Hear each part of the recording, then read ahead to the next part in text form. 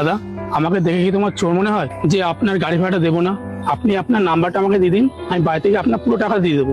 দাদা দেখুন, আমার ফোনটা সুইচ অফ হয়ে গেছে, যার জন্য আপনাকে আমি এখন অনলাইন করতে পারছি না। আর আমি বাড়ি থেকে ক্যাশ টাকা আনতেও ভুলে গেছি। পকেটে পয়সা নেই যখন গাড়িতে বসার দরকার ছিল না। আরে দাদা, আমার কথাটা শুনুন না একটুখানি। আরে দাদা, আপনারা ঝামেলা করছেন কেন? আরে দাদা কি বলবো বলুন, আমার গাড়িটা ভাড়া নিয়ে এসছে, এখন যখন ভাড়াটা দেওয়ার কথা, এখন উনার কাছে পয়সা নেই, উনি ভাড়া দিতে পারছে না আমাকে। ওকে দেখে মনে হচ্ছে ওর কোনো ইচ্ছেই নেই আমাকে টাকা দেওয়ার। আরে দাদা, উনি এমন কেন করবেন? আপনি এটা বলুন, ওনার কত ভাড়া হয়েছে? 200 টাকা। ও আচ্ছা, এ নিন দাদা আপনার টাকাটা। আরে দাদা, আপনি কিন্তু টাকাটা দিচ্ছেন। ঠিক আছে, আমার কি।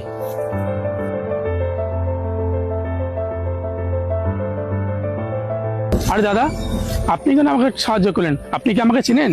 হ্যাঁ দাদা, আমি আপনাকে চিনি না, কিন্তু আমার ভিতরে মনুষ্যত্ব আছে।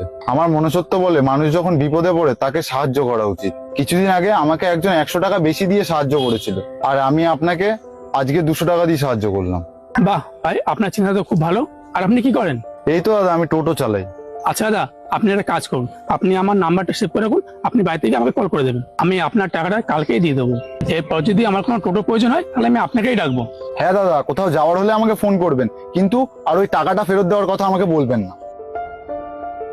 ভগবানের কি লীলা, যখন ওনার টাকার প্রয়োজন ছিল তখন আমি ওনাকে টাকা দিয়েছিলাম, আজকে যখন আমার বরের টাকা প্রয়োজন তখন উনি ধার দিয়েছে। মানুষ ঠিকই বলে, ভালো কর্মের ফল সবসময় ভালোই হয়। আরে তুমি কিভাবে দাদাটাকে চিনলে? এই দাদা টোটো করে আমিও একদিন গেছিলাম, তাই চিনি দাদাকে। কিন্তু তুমিও ওনাকে চেনো, এটাই অবাক ব্যাপার। ঠিক আছে দাদা, চলুন তাহলে।